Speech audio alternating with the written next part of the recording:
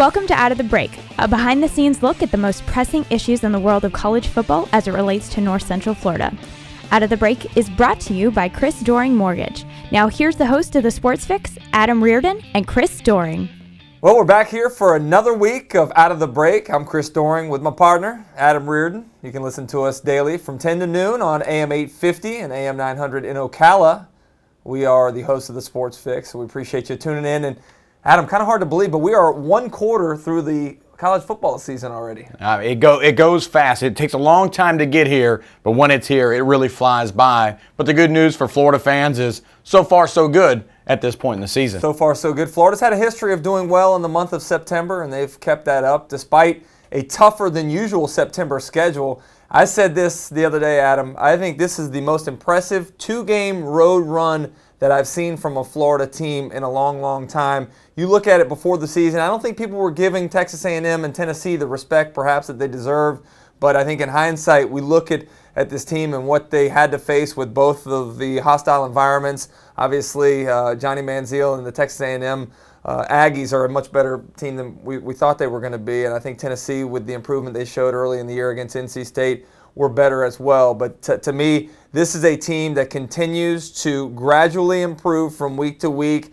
and they're developing an identity. And as Will Muschamp told me, they're growing up. There's no question they're growing up. Now, as far as Tennessee and Texas A&M being huge wins or the best two-game stretch, I'll wait till the end of the season because in the end we could be looking at two 6-6 football teams in Texas A&M. It's easy to overreact. Florida fans overreacted after Bowling Green in the negative direction, and I think they've overreacted perhaps a little bit too soon in the positive direction, as we do expect some growing pains throughout the rest of the year. Well, there's no question, but let's just take each game for what it is. The first game on the road against Texas A&M, I thought was a big win because of the way they came out in the second half. Now, Tennessee, I thought, was going to win this football game. I predicted last week that Tennessee would win because they had the advantages with the home field advantage. I thought the quarterback play would be the difference, and in fact, it may have been, but in Florida's favor. But the second half adjustments that this coaching staff's been able to make on the road 2 games in a row, tip your cap to those guys. And nobody's been maybe more questioning of Will Muschamp in the head coaching spot than I have been. But this is a guy that, as we judge players on the field, we can sit there and watch Jeff Driscoll and say, man, this guy's getting better. When you look at Will Muschamp, year number 2, the adjustments that this coaching staff is making, you can't help but to look at him and go, well, maybe he's getting better as well, and right now Florida reaping the benefit. When you talk about adjustments, there's 2 sides to the adjustments. One, the coach is identifying what's going on out there on the playing field, which I think this coaching staff does a very good job of, not only Will Muschamp, but look at Brent Pease, what he's been able to do on the offensive side of the ball. At halftime, they come out certainly looking a lot better and more efficient in what they're doing. But also the receptiveness of the players. The players have to be able to be coached well and believe what the coaching staff is trying to tell them. And I think that's one thing that this team has certainly done better than last year. You heard Will Muschamp mention that there's no infighting going on in the locker room. There's no finger pointing, no blaming. Guys just saying, what do we need to do to go out there and be better? And they're accepting of that coaching. Now, with that being said, this week against Tennessee, there were several things that I saw at halftime. In the first half, Tyler Bray was unbelievable. The guy's a great football player. He's got great size for the NFL. He's got a great arm, great confidence in that arm, and plays with a lot more emotion than what I remember Tyler Bray playing with in the past. But we saw him standing in there, throwing bullets into coverage and tight windows, making plays, and that was kind of the difference in the passing game in the beginning. In the second half, Florida came out. They brought pressure. What they wanted to do was disrupt Tyler Bray in the pocket, make him uncomfortable, and you saw a lot of errant throws because of that pressure. Well, and I think that obviously the pressure is one thing. Tyler Bray, unfortunately for him, I think is in kind of a no-win situation as far as when he likes to try to fit the ball in the tight spots. I think without him doing that, they really have no chance of winning. They don't have a proven running game. That's the problem. So when you're Tyler Bray, they essentially hand you the ball and say, whether we're playing against North Alabama or playing against Florida, it's your ball game to win. Now, he was able to throw the ball extremely well against NC State in a ballyhooed cornerback. That was then. This was now. Florida's defense really stepped up. Give credit to Coach Quinn, all the coaches. Lorente McCray had a great game stepping up. And Florida has really done. I think to me, Florida is better now than I believe they were going to be at this point at the beginning of the season. They're 3-0. The only thing I'll say, and this kind of gets back to the overreaction of fans, and that's what they do, is remember this team last year was 4-0 after their 4th game as well. They finished the year at 6-6 during the regular season.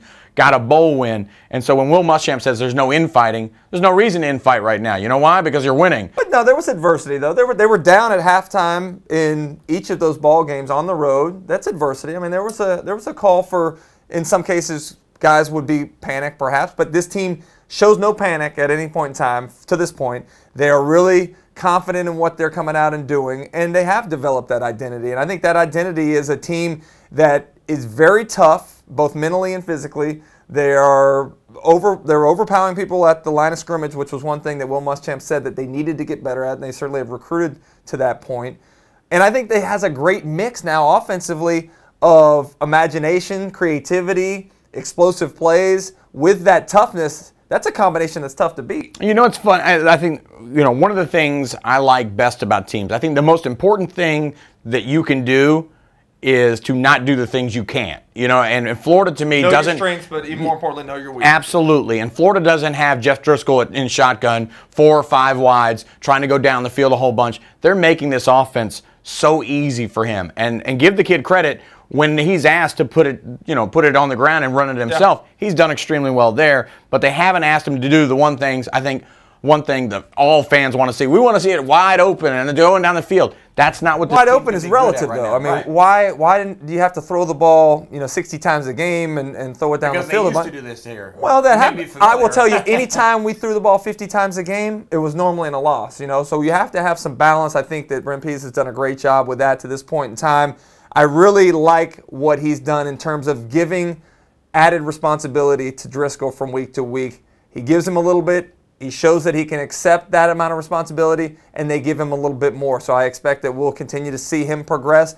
I also like what he's done personnel-wise. You look at Solomon Patton. He was a guy that kind of seemed like a cast-off, a misfit. They've been able to utilize him a lot with the speed sweep and some of the reverses they're using. Trey Burton is much more an integral part of the offense this year than what we saw last year as well. Driscoll, they're playing to his strengths. So I really like what's going on in terms of identifying things that people do individually on the roster well and playing to those strengths in terms of your overall game plan. You mentioned Brent Pease. He is today what fans thought Charlie Weiss was going to be last year. When fans were so excited about Charlie Weiss coming to Florida to be their offensive coordinator, all they did was look at all these crazy numbers that he had put up at the NFL level and had some success at Notre Dame offensively. Brent Pease is the reality that you know what, this guy came from Boise State and he only spent 1 year as the coordinator there, but he brought something. You can see some Boise State in Florida's offense with those jet sweeps, with the wide receivers in motion and that sort of stuff. And Florida's offense, even with the inexperience at the quarterback position, each game is getting better and better and better. We were talking, I've said all year long, as long as the defense can hold a team to under 20, that's going to be good news because I didn't expect Florida's offense to be able to score much more than 20 this past weekend. Certainly did so. They rolled it up in the second half, as they've shown a propensity to do to this point in time in the season with the first 3 ball games. We'll see if they can continue to do that. Obviously, great conditioning, great work in the offseason with the new strength and conditioning coach and Jeff Dillman there. Really like what Florida's developing personality-wise, and I think it's going to be a fun October as we get on into the heart of the SEC schedule. We're going to take a break right now. When we come back, we're going to take a look forward. The Gators have Kentucky coming to town and then a bye week. We'll see how they plan to manage their schedule going forward for the rest of September. Stick with us.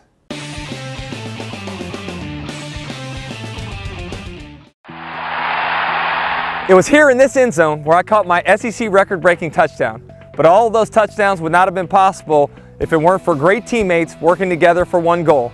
The same is true when it comes to purchasing a home. At Chris Doering Mortgage, our experienced and knowledgeable team can handle all types of loans. And like football, timing is everything. With rates at historic lows and prices from a decade ago, now is the time to buy. Call us today to put my all-star team to work for you. Chris Doering Mortgage, a name you know, a name you can trust. Back to preview this week's Florida opponent here on Out of the Break. Appreciate you joining us again. Adam Reardon, Chris Doering here with you. And as we look ahead on the schedule, it's Kentucky week. Kentucky week always close to my heart, and certainly thankful for my opportunity to to kind of make a name for myself in Gator history back 1993, 19 years ago. Hard to believe that it's been that long in Lexington, but certainly very thankful and very happy that people still remember that game. So we'll take a look ahead at this Kentucky team, probably a similar Kentucky team to what we've seen over the years, and that's a team that comes in not doing very well. They're 1-2 at this point in time. Florida continues to have dominance year after year for more than 2 decades now over the University of Kentucky. You got to think it's going to come to a close at some point in time. Is it this year? Not this week. Not this week. Kentucky right now is struggling. Joker Phillips, a guy that's on the hot seat right now. It's tough. One of the things Joker Phillips has to deal with that people don't actually realize is he's in a small football state. It's a great basketball state. It's a huge basketball state. It's a small football state, and he's right now trying to share that stage with a scheme in Louisville, which right now is dominating that state. So that hurts recruiting-wise for sure. It hurts recruiting-wise. He's not dominant inside the SEC. He's not even winning inside the SEC. And then, oh, by the way, he's not even winning his state. So Joker Phillips, I mean, if he could beat Florida this weekend, it would probably go a long way in him remaining the head coach there, and for any long-term in any long-term scenario. But I don't expect that to happen. Florida too good. The things that scared me about this week, first of all, this is a team that has nothing to lose. There's a sense of desperation not only for the team but for the coach. So they're going to pull out all their stops. This would be a huge victory over a Florida team that's kind of rolling along and playing some hot football right now. So I think that'd be large. But this is also a team that's had some success throwing the football around this year. Max Smith is a guy that prior to the last week against Western Kentucky hadn't thrown an interception, had one of the top efficiency ratings in the SEC. So they've had some success. They got 2 big-time wide receivers in Reardon King and Aaron Boyd. So they are dangerous in the passing game, but I think you look at the strength of Florida's defense, obviously very good in the secondary. The corner play has been tremendous. There's a lot of depth there. And then the defensive line. The defensive line I thought was the difference in the Tennessee game. Their ability to rush the passer is going to make it for a long afternoon for Smith. I too imagine that this is a game that Florida gets out of pretty easily. But the thing that Will Muschamp has to continue to bust into these heads of these kids is it's not about our opponent. It's about us improving week to week. And they've done that to this point. Hopefully there's not the overlook factor because it's a team that's struggling a little bit. Hopefully they come out and improve offensively, defensively, and create a little bit of continued momentum into the bye week. All right, is there a chance Florida could come out flat? Absolutely. 2 games on the road. You've got, that Florida's just won inside the SEC. That's great news for them. They got up for those football games. Now, could they come home against a struggling Kentucky team and then struggle themselves through the first quarter? Yes, but the differential in talent between Florida and Kentucky is so vast that even a slow start for Florida, it would take so many mistakes by Florida for them to lose this football game that the streak is not in jeopardy this week. Gillislee appeared to be fairly healthy, said he after the game didn't feel the same discomfort that he felt after Texas A&M, but we do know that groin injury is lingering. So if you could get away with playing him minimally or not at all and go into the bye week, you get 2 full weeks to rest him, get him back to 100%. Obviously, you got some other talented backs you can get in there. I think this is an opportunity to continue to develop more depth by getting some younger guys a chance to play. But the most important thing, obviously, is to win and improve in that win. And I think that this coaching staff has the attention of their team, that their team buys in and they listen very intently to what they're preaching. And I think there will not be that overlook factor this week. We appreciate you joining us on Out of the Break. We'll be back with you next week as we wrap up that Kentucky game. We'll also talk some other sports, other football teams around the state as Florida goes towards their bye week. Obviously a very intense schedule in October, so I think it's a well-placed bye for the University of Florida football team. Thanks for joining us. We'll see you next week.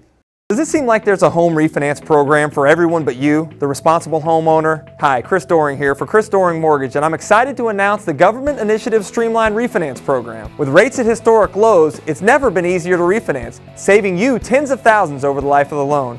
If you've made your current payment on time for the past 12 months, you may be able to refinance with no appraisal, no income verification, and no closing costs. Not sure if you qualify? Give us a call. Don't miss this once-in-a-lifetime opportunity. Chris Doering Mortgage, a name you know, a name you can trust. Out of the Break is brought to you by Chris Doering Mortgage.